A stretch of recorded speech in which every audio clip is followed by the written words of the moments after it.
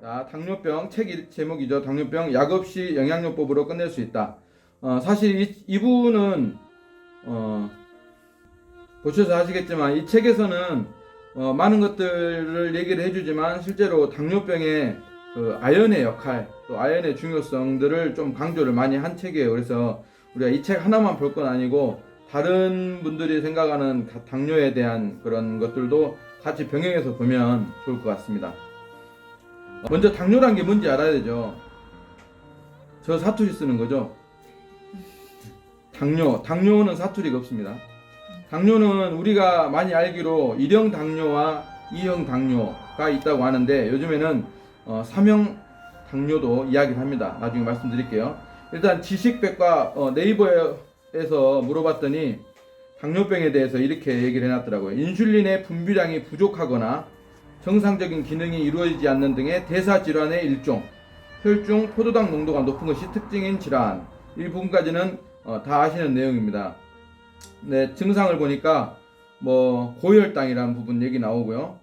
그다음에 혈당이 많이 올라가서 갈증나서 물을 많이 마시게 되고 소변량이 늘어서 화장실 자주 가게 되고 주로 이제 아는 이야기들이 나오는데 이게 쭉 보면은 읽어보시면 아실 거예요. 정의라든가 원인이라든가. 근데 원인은 1형 당뇨는 이제 소아당뇨라 해가지고 인슐린이 전혀 몸에서 안 만들어지는 거죠. 이런 분들은 어쩔 수 없이 이제 의학의 힘을 빌려서 인슐린을 맞아야 되겠지만은 이것 또한 어떤 가족력에서 오는 것이 많다는 거죠. 그다음에 우리가 이제 궁금해하는 것들은 선천적인 부분으로는 당뇨가 없었는데 나중에 후천적으로 당뇨병이 생기신 분들. 근데 당뇨라는 게 워낙 많은 합병증들을 같이 오고 있고 합병이라기보다는 그 증상들이죠. 여러 가지 증상들을 같이 가지고 오는 경우가 있습니다. 그래서 그 부분들에 대해서 알아보면 좋겠고 제3형 당뇨는 뭐냐면 2형 당뇨는 이제 인슐린이 1형 당뇨처럼 인슐린이 아예 몸에서 안 만들어지는 게 아니라 인슐린이 정상적으로 만들어지는데 이 인슐린이 기능을 못하는 거죠. 우리 에너지원을 세포 안으로 밀어넣어주지 못하는 어떤 이유에서든지 그게 이제 제2형 당뇨라고 하는데 사실 이 부분도 다른 책들을 조한경 박사의 환자혁명이라든가 이런 책들을 보면 인슐린이 부족하거나 인슐린이 나오는데 역할을 단순히 못한다기보다는 인슐린이 양이 너무 과한 거죠. 왜냐하면 현재 당뇨를 앓고 있기 때문에 당뇨라는 건 뭐예요? 아까 말씀드린 대로 혈액 중에 혈당이 고혈당의 상태를 유지하고 있기 때문에 우리 이제 뇌에서는 계속 이 당을 에너지원으로 쓰든지 그게 안 되면 몸 밖으로 배출하게끔 그렇게 지시를 하겠죠. 그러다 보니까 이미 인슐린이 풍부하게 있는데도 불구하고 혈액속에 당이 많기 때문에 뇌에서는 계속 췌장에 인슐린을 분비하게끔 시키는 거죠. 그래서 인슐린이 가다가 사실은 문제가 된다.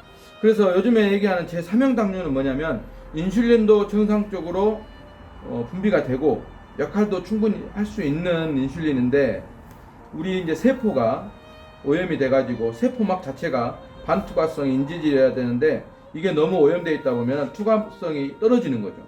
그래서 인슐린이 역할을 하려고 해도 세포에서 이걸 받아들이지 못하는 그런 경우를 지금 제3 당뇨라고 하는데 그런 경우도 지금 상당히 많다는 거죠. 요즘에 뉴스 기사들을 이렇게 보면 사실은 당뇨는 당뇨 자체의 그런 병보다는 당뇨로 인한 합병이 무섭다고 무려 암보다 무섭다고 얘기를 합니다. 그래서 그 책에 이제 오늘 우리가 주제로 다루는 그 책에 보면 당뇨병이 딱 시작되면 초기에 몇 년 안 걸려도 당뇨 약을 복용하기 시작 때부터 당뇨가 시작되는 사람들의 어떤 나타날 수 있는 합병 질환으로 첫 번째가 대혈관성 질환이라는 거죠.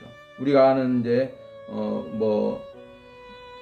뇌경색이라든가 뇌졸중 이런 것들, 심근경색 이런 것들이 아무 때나 올 수 있다는 거예요. 당뇨가 시작된 사람은. 이게 당뇨가 증상으로 나타난 거지만은 사실은 그러한 원인이 있기 때문에 그 원인에 의해서 그런 질환들은 바로 발생할 수 있는 거고 3년 정도 당뇨약을 꾸준히 복용한 사람들한테서 나타날 수 있는 게 이제 말초신경계 질환. 뭐냐면은 우리 이제 손끝 발끝 말초신경까지 이 똑바로 이제 혈액 전달, 영양소 전달이 안 되는 거죠. 그러면서 이제 손끝 발끝 저림이라든가 어떤 그런 말초신경계 쪽에서 어떤 문제들이 시작되는 게 이제 한 3년 정도 당뇨약을 복용하면, 오히려 혈당은 계속 약을 통해서 혈당을 잡고는 있지만은 혈당 증상만 나타내는 그 혈당만 잡고 있지, 사실은 당뇨는 점점점 심해져 가는 거죠. 그런 합병이 생기는 게. 한 5년 정도 당뇨약을 꾸준히 드시는 분들한테서 나타나는 게 이제 망막 질환. 이제 망막 질환 같은 경우는 얼른 생각하기에는 우리가 이 포도당을 인슐린 분비가 안 되거나 또는 역할을 못 해가지고 세포에 똑바로 못 넣어줘서 영양소가 부족해서 망막이 상한다고 생각할 수 있는데, 그게 아니라 망막 같은 경우는 인슐린의 도움 없이 에너지원을 받을 수 있는 세포예요. 그런데 너무 혈액 내 당이 과하다 보니까 이 당이 너무 과하게 들어가는 거죠. 그래서 문제가 생기는, 우리 몸이 이제 설탕에 절여진다고 이렇게 상상해 보시면은 어떤 문제가 생기는지 아시겠죠? 그 다음에 한 7년 정도 지나가면 이제 우리가 아는 그런 뭐 심장 투석을 한다든지 또는 어쩔 수 없이 이제 절단해야 되는 뭐 그런 합병까지 오는 거고, 그 외에도 뭐 암이라든가 무수히 많습니다. 뭐 고혈압이란 증상부터 해서. 그래서 당뇨는 우리가 병원에서 얘기하는 거는, 당뇨를 방치하면 당장 뭐 이렇게 혈당 쇼크로 인해서 어떻게 될 수 있다. 물론 그 말이 틀린 말은 아니지만, 너무 그거에 겁을 먹어서 그 혈당만 낮추는 쪽으로 병원 치료를 받아서는 위험할 수 있다. 더 병을 키울 수 있다는 걸 알면 좋을 것 같습니다. 그러면 당뇨 치료는 어떻게 볼 것이냐? 일단 우리가 쉽게 접할 수 있는 대증요법과 우리가 지금 다루고 있는 기능의학 또는 자연의학 예방요법, 이렇게 표현할 수 있는데, 이 두 가지 측면에서 비교를 해보면 확연하게 차이가 나죠. 대증요법은 아까 제가 금방 말씀드린 겁니다. 이제 혈당 강화제, 뭐 먹는 혈당 강화제가 있고, 그다음에 이제 그게 이제 점점 심해지면 인슐린 자체가 분비가 안 되는 사람들한테는 인슐린 분비 촉진제. 근데 이것도 사실 알고 보면 인슐린 분비가 안 되는 게 아니라 역할을 못 하기 때문에 인슐린이 없다고 보고, 또는 이게 이제 소변으로 빠져나가기 때문에 항상 부족하다고 느껴서 오히려 더 인슐린을 분비하도록 하는 그런 약을 쓰는 게, 이게 더 문제가 되는 거죠. 그 다음에 이제 합병증에 대한 부분도 나왔고요. 예방 방법은 똑같이 얘기를 합니다. 생활습관 교정을 하고 체중을 좀 줄이고, 뭐 이렇게 100% 예방은 아니지만 가장 믿을만하다 뭐 이러면서 얘기를 하는데, 우리 몸은 자체가 자연이기 때문에 이거를 약으로 치료해가지고는 절대 나을 수가 없다는 건 뭐 여러분들이 알고 계시는 거죠. 저는 이제 개인적으로 또 이제 크리스찬이다 보니까 그 이계호 박사의 해초먹거리란 그 프로그램을 자주 이렇게 소비자들한테도 이야기를 하고 저도 이제 보는 편인데, 어찌됐든 이제 창조주가, 조물주가 사람을 설계를 할 때 어떤 우리 심장을 염통이로 하듯이 사람의 사람 몸속에 있는 그런 물 성분은 바닷물과 비슷한 구조로 만들었고, 그 다음에 우리 이제 근육이라든가 뼈 이런 건 토양하고 원료가 흡수하기 때문에 그런 부분을 놓고 봤을 때, 또 의학의 아버지 히포크라테스도 음식으로 고치지 못하는 병은 없다, 그런 얘기를 했을 정도로 우리가 음식과 생활 습관으로 충분히 어떤 병이든지 우리가 개선하고 예방할 수 있는데, 이렇게 대증요법으로 약으로 치료하는 거는 사실 너무 우리가 무모한 거고, 그래서 우리가 공부를 하는 거죠. 자, 그래서 MD에도 이런 이제 대증요법을 하는 분 중에서도 뭐 이제 환자명을 쓰신 분이라든가 의사의 반란 이런 분들은 좀 다른 인식으로 접근을 하는 거죠. 그래서 대증요법의 어떤 폐허에 대해서도 많이 고발을 하고 계시고, 또 이런 분들이 정말 그 환자 개개인이 배우지 않으면 안 된다는 그런 얘기들도 많이 하십니다. 약에 의존할수록 회복이 어렵다는 내용 제가 첨부해서 올려드렸죠. 이거는 이제 우리가 오늘 다루는 그 책에도 나와 있는 것이지만은 다른 분들이 쓴 책에, 환자혁명이라는 책에도 이런 약에 의존해서 당뇨를 더 망치는 그런 부분들. 자, ND는 우리가 원인에 포커스를 맞추는 거죠. 대증요법은 아까 말씀드린 대로 당뇨라는 거를 일단 소변을 검사를 했더니 또는 건강검진을 받았더니 혈중 당이 너무 높거나 아니면 소변 검사를 했는데 소변으로 당이 빠져나오거나 뭐 이런 문제가 생기기 때문에 이제 당뇨를 알게 되는 거죠. 사실 당뇨 한 가지만으로는 어떤 증상을 느끼기는 힘듭니다. 사람이 특히나 초기에. 근데 이 초기에 잡아내는 것들은 우리가 말하는 이제 사회적으로 거의 자율성을 두는 것 같지만 반강제적으로 하는 건강검진들, 그 다음에 의술이 발전하다 보니까 작은 그런 것들도 발견해내는 그런 의술의 발전도 이제 한몫하겠죠. 하지만 이제 사람들은 고혈압이 와가지고 당뇨가 왔다든지 아니면 고지혈증이 와서 당뇨가 왔다든지 뭐 여러 가지 이렇게 생각할 수 있지만은 반대로 생각해야 되는 거죠. 네, 당뇨, 혈당이 제대로 대사가 안 되는 상황이 오기 때문에 고혈압도 생기고 동맥경화도 발전하게 되고 그런 고지혈 같은 것도 생기는 거죠. 그 부분은 다시 설명드리겠습니다. 그래서 당뇨라는 게 왜 생기는지 그 원인에 우리가 포커스를 맞춰서 혈당만을 낮추는 대증요법하고는 차별을 둔다. 음식으로 고치지 못하는 병은 없다. 이거는 제가 말씀드린 대로. 그래서 현대 당뇨의 원인에 대해서 이 책에서 얘기한 기준으로 제가 PPT 자료를 해드렸습니다. 현대 당뇨의 원인으로는 일단은 아시는 대로 워낙 오염이 많이 돼 있고 또 우리가 식품 식량이라고 식량의 상품화로 인해서 일단은 맛있고 보기 좋게끔 만들려고 하는 그런 농업인들의 노력으로 인해서 어쩔 수 없이 식품 속에 중요한 그런 자연 자체의 영양소는 많이 저하됐다는 거는 뭐 알고 계시고, 그 다음에 현대 삶의 환경적으로 스트레스가 좀 심해진 것들, 그 다음에 가공식품 섭취가 많이 증가했죠. 이것도 삶과 연관이 있는 거고, 또 아까 앞에서 말씀드린 약 복용으로 인해서 이분은 이제 아연 배출을 꼽았는데 아연뿐만이 아니라 많은 우리 몸에서 유효한 성분들을 몸 밖으로 배출해내고 또 그 약의 부분을 상쇄시키기 위해서 그런 것들이 다 쓰여져 버리는 거죠. 그다음 칼슘의 단독 섭취, 주로 약국에서 파는 이런 식품들의 뭐 단독 섭취, 아연도 마찬가지잖아요. 아연도 아무리 좋은 미네랄이가 하더라도 아연만 단독 섭취했을 때는 별로 그 좋은 성과를 우리가 볼 수 없다는 거예요. 아연이 뭐 인슐린의 원료이기도 하고 인슐린의 작용을 돕기도 하고 그다음에 상산화 역할도 하고 여러 가지 우리가 당뇨가 올 수 있는 요인들을 이렇게 상쇄시켜 대처하는데 아연이 도움은 되지만 그 아연제만을 단독으로 섭취하는 것은 그리 좋은 효과를 기대할 수 없다 말씀드리고 싶고, 또 이제 뭐 아연의 지나친 소모도 얘기했네요. 우리가 뭐 핸드폰이라든가 컴퓨터 작업 이런 것들로 인해서 늦게까지 안 자는 거, 사실 우리가 이 잠자는 거에 대해서 좀 시간을 아깝게 생각하는 경우도 많이 있잖아요. 근데 이건 건강에 투자하는 거라고 봐야 되거든요. 그래서 이제 또 뭐 과음, 흡연, 또 과도한 운동, 또 여자들 같은 경우는 임신 시에도 당뇨가 올 수 있는 이런 원인들이 여러 가지가 있습니다. 자, 그래서 제가 요즘에 또 코로나 문제도 있고 살짝 비교를 해놨는데 우리 몸과 지구를 제가 구분을 해놨어요. 워낙 우리 몸이 진짜 자연하고도 너무 흡사한 게 많다. 우리 몸의 혈관이 12만 6천 킬로에 달한다는데 이게 지구 둘레와 비슷하다고 들었죠. 근데 이 12만 6천 킬로를 우리 몸의 혈액이 완전히 한 바퀴 도는데 걸리는 시간이 불과 1분 정도밖에 안 걸립니다.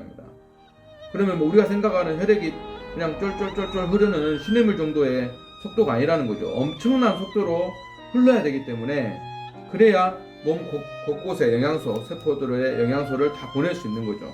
근데 그런 것들이 어떤 이유로 나이가 들든 어떤 대사가 안 되든 어떠한 이유로 필요에 의해서 혈압을 올리게 되는데 자연스럽게 이 숫자로 정해놓은 그런 부분 때문에 오늘 아침에도 뭐 강의를 하셨지만 우리가 약을 오남용을 통해서 고혈압으로 인해서 고혈압 약을 통해서 오히려 몸이 필요로 하는 그 혈압의 필요성이 있는데 그거를 약으로 억제하다 보니까 다른 부수적인 문제들이 생기는 거죠. 수분 함량은 한 7, 80%, 5대양 6대주가 있듯이 우리 몸에는 오장육부가 있고 뭐 한 방에서 다루는 365개의 혈이 있다고 하는데 지구는 우리는 365일 1년에 365일로 돼 있고 12달이 있고 12경락이 이거 바뀌었네요. 우리 몸에는 동맥이 있듯이 지구에는 많은 강들이 있고요. 또 공기를 정화시키는 폐, 숲이 있고 우리 몸의 뼈대에 들어가는 게 지구에는 산맥, 뭐 세포, 사람 이렇게 있죠. 그래서 사실은 우리가 지구의 주인인 것처럼 살지만 어쩌면 지구 입장에서 봤을 때 우리는 코로나 바이러스 같은 갈수록 심하게 변화돼가는 신종 바이러스와 다를 바 없다는 거죠. 그런 생각하기 때문에 뭐 우리가 당뇨 얘기하다가 갑자기 이런 얘기 하긴 그렇지만은 우리가 뭐 이렇게 살아가는 동안에 내 몸 하나 건강하는 것도 정말 중요하지만은 삶 자체에서 이런 것들을 우리가 인지하고 환경을 해치지 않고 정말 그런 삶들을 생활 습관으로 바꿔 나간다면은 당연히 지구도 건강해지고 우리도 건강해질 수 있는 그런 길이 열린다는 거죠.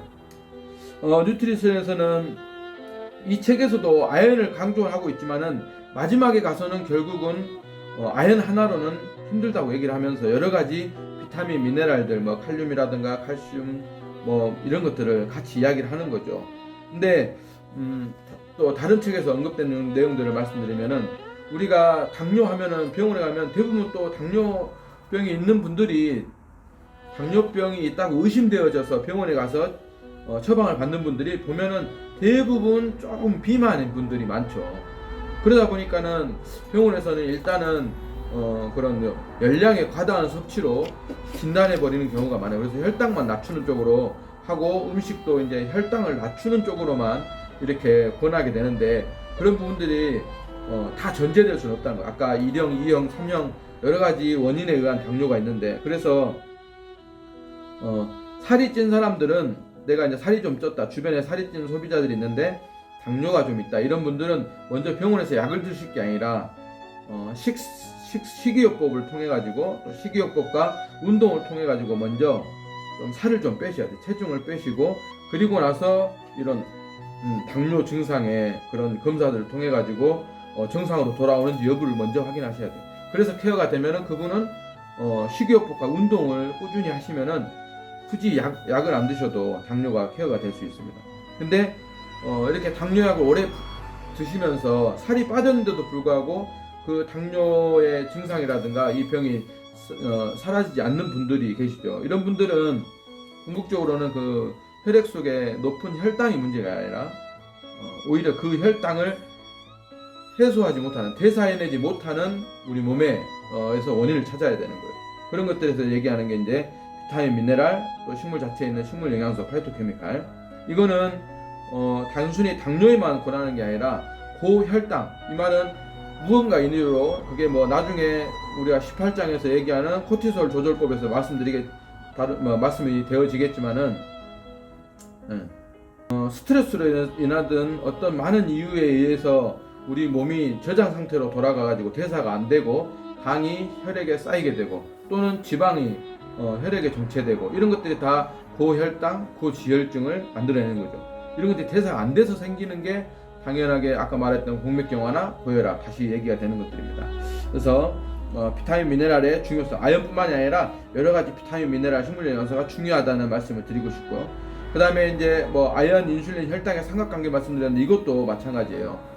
물론 아연이 인슐린과 밀접한 관계가 있지만 단순히 그 아연의 부족으로만 생기는 당뇨라고 우리가 치부할 수 없기 때문에 살이 찐 사람이건 살이 안 찐 사람이건 당뇨가 있건 당뇨 증상이 있건 그에 따르는 여러 가지 혈관 질환과 비슷한 증상들이 있다면은 이분들은 먼저 대사에 관련된 것들을 중점적으로 다뤄줘야 된다는 거죠.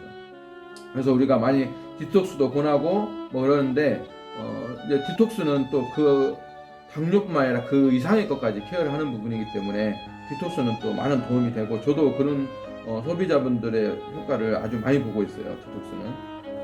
그래서 그다음에 합병증도 뭐 아연이 막는다, 효과적 아연 보충에서 아연에 주로 얘기가 다뤄져 있습니다. 이거는 비타민 미네랄과 같이 다뤄져야 되는 내용입니다.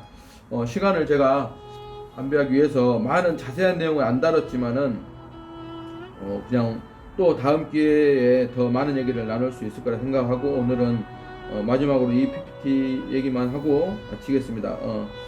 기능학 의사들이 가장 당뇨를 흔히 다루고 있는 질환인데 아는 게 없으면 절대 올바른 결정을 내릴 수 없습니다. 환자가 알아서 해야 될 문제인데 병원에서 치료를 받건 기능학으로 하건 예방의학을 하건 디톡스를 하건 저희 어머님처럼 3번의 협심증 수술을 통해서 약을 안 먹으면 죽을 것처럼 병원에서 권고를 받았지만 3년에 걸쳐서 저랑 같이 뉴트리션을 해가지고 지금은 약을 아예 안 드시거든요.